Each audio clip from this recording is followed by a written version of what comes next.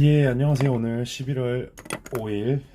오늘도 아침 업무를 그렇게 빡세게 하지는 않았고요. 점심부터 일과를 보고 다른 업무와 협업해서 제 거래처에 가서 소비자 행복팀에서 받은 이런 메시지를 받고 전달을 하고, 그리고 오후에는 저희 이제 세컨 거래처인 용인세브란스 병원에 가서 영업 활동을 했습니다. 오늘 상당히 원래 연대 쪽이랑은 조금 더 궁합이 맞는 것 같고요.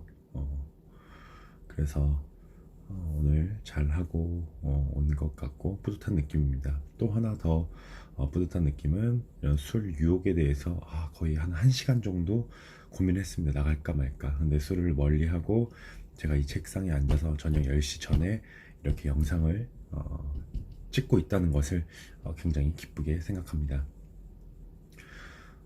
그리고 여러 가지 느끼는 바가 많이 있는데, 저가 현재는 이제 33살입니다. 1987년 33살이고, 벌써 제가 실질적으로 사회에 나온 것은 거의 한 10년 정도 되는데, 제가 과연 어떠한 내공이 있는지 아직 스스로 자격지심을 많이 느끼고 있습니다. 스스로 비흡한 마음을 많이 느끼고 있고, 저 또래의 다른 더 열심히 살아온 친구들이나 또는 더 큰 이런 경험과 부를 쌓은 친구들도 물론 있겠죠. 사람은 비교하는 대상이 있기 때문에 그런 부분에 대해서 조금 자격지심을 많이 갖고 있고요. 앞으로 더 잘해야겠고, 정신 똑바로 차려서 우리 가족들,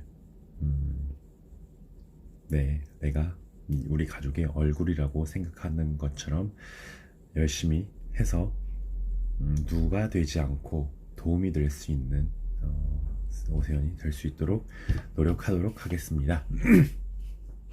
오늘도 니체와의 이렇게 대화를 할 예정인데요. 어떤 내용이냐면은 바로 더 크게 기뻐하라. 작은 일에도 최대한 기뻐하라. 기뻐하면 마음을 어지럽히는 잡념을 잊을 수 있고 타인에 대한 혐오감이나 증오심도 옅어진다.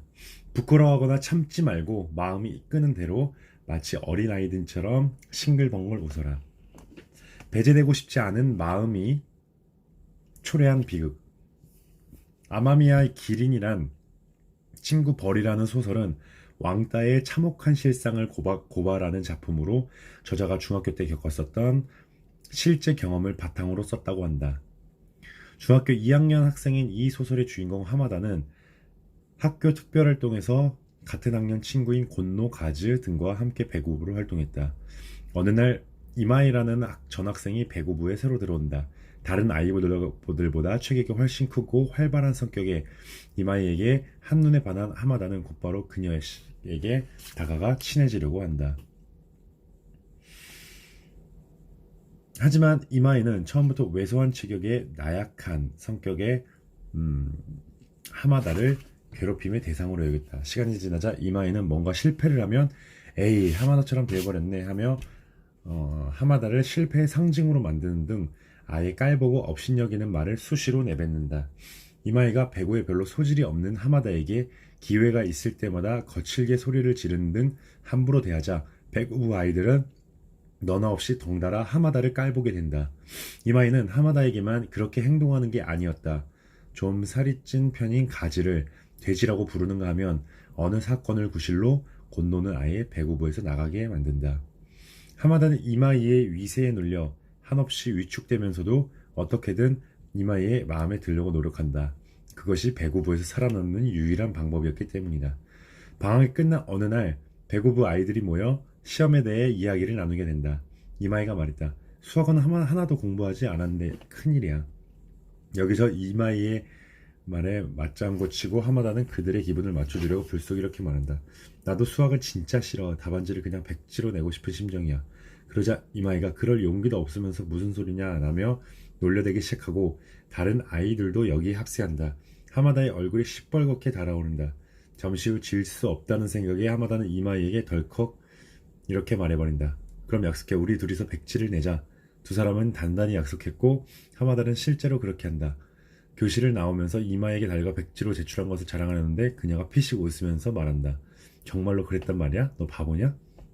그제 하마다는 그 약속이 그저 자신을 괴롭히려는 이마이의 함정이었음을 알게 되지만 돌이킬 수 없는 일이었다. 죽을 지경이었다. 마음 한구석에는 배구부에서 도망치고 싶다는 생각이 섰지만 이대로 혼자 빠져나가면 더 심한 괴롭힘을 당할 것 같아 꾹꾹 참으며 지낸다. 하마다는 집단에서 배제가 되어 혼자가 되는 게 두려웠다.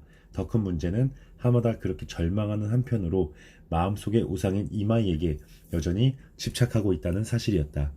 배구 훈련이 끝나고 집으로 돌아갈 때면 헤어지는 길목에서 안녕하며 손을 흔든다.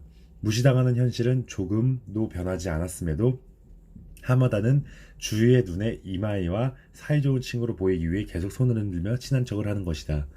도망칠 수 있는 듯하면서도 끝내 도망칠 수 없는 필사적으로 탈출구를 찾지만 끝내 최악의 상황으로 치닫는 소녀의 모습을 절절하게 그린 이 책은 문학적으로도 완성도가 높아 개인적으로 최고 권위의 문학상이라도 주고 싶을 정도의 작품이다. 오늘을 더 즐겁게 살아라. 이 소설에 등장하는 중학교 2학년 아이들은 하나의 집단을 이루고 있지만 구성원으로서의 즐거움은 전혀 없어 보인다. 서로를 격려하면서 부족한 것을 채워주는 것이야말로 하나의 팀을 이루는 구성원들의 의무이자 보람인데도 아이들은 같은 곳을 바라보면서 저마다 다른 생각을 할 뿐이다. 나는 교육 현장에 몸담은 사람으로서 왕따 현상이 점점 더 교묘해지는 것을 자주 목격한다. 왕따는 오래전부터 있어왔지만 최근에는 전보다 더 은밀하게, 더 악랄하게 이루어지고 있다.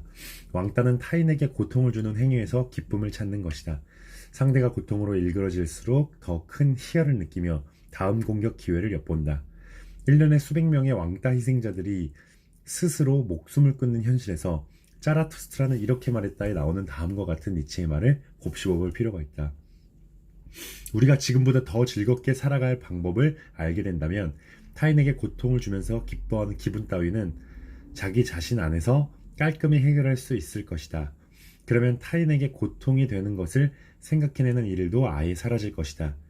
결국 학교에서 학생들에게 가장 중요하게 가르칠 것은 외국어나 수학이 아니라 지금의 삶을 더 즐겁게 살아갈 방법이 무엇인지 탐구하는 자세라는 얘기다.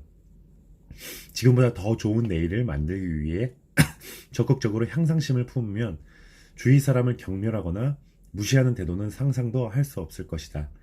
이런 마음이 부족하기 때문에 다른 사람을 괴롭히고 상대가 지겨워지면 대상을 바꿔가면서 따돌리는 것이 가해 학생의 습성이다.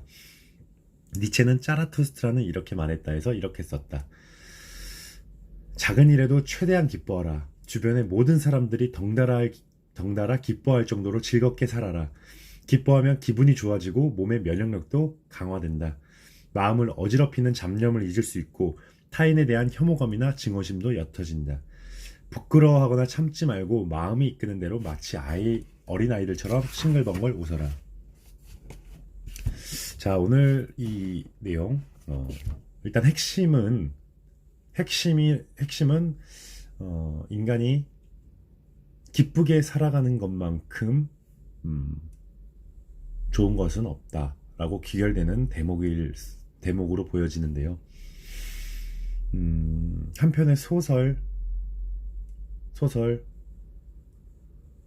학교 생활이나 직장 생활, 그리고 이런 소속원들에 대한 이런 왕따에 대한 내용을 다룬 이런 책으로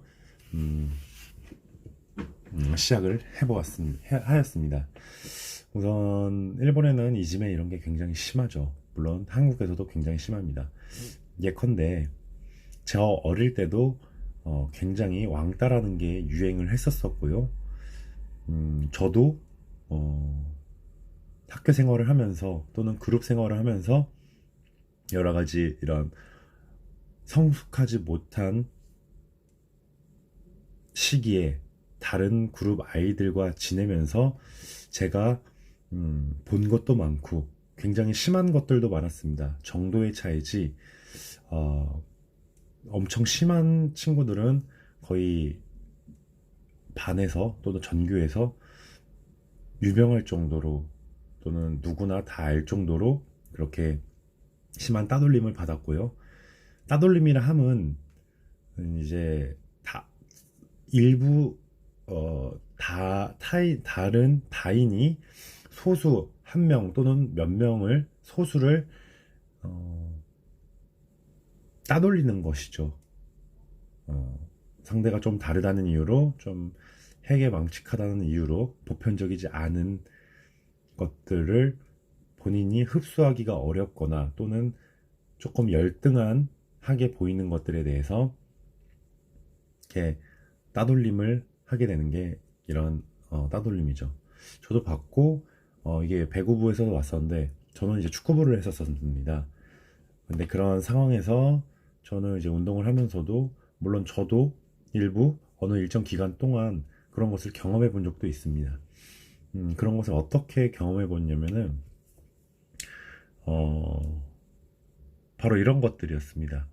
저는 어릴 때 이제 축구부를 하기 전에 일반 학생으로서 굉장히 음, 강한 학생이었었고 되게 어떻게 보면 안하무인이었었고 성숙하지 못했었습니다. 그런데 그런 삶을 살아왔고, 근데 이제 전학을 가게 되었는데 저보다 더 물리적으로든 지식적으로든 분명히 강한 사람은 어디든지 있습니다. 그런데 그런 습관들을 버리지 못하고 그런 집단에서 성숙하게 행동하지는 못해서 오히려 그런 거에 벌을 받았는지 다른 이들에게서 일부 그런 것들을 했었고 당했었던 적도 있고, 그것을 더 심한 학생들을 보기도 했었습니다. 물론 저도 그런 학생들의 마음을 잘 알기 때문에 그런 학생들을 절대 따돌리진 않았고, 그런 학생들을 조금 더 보듬어 주기 위해서 좀 마음을 크게 썼던 기억이 있습니다.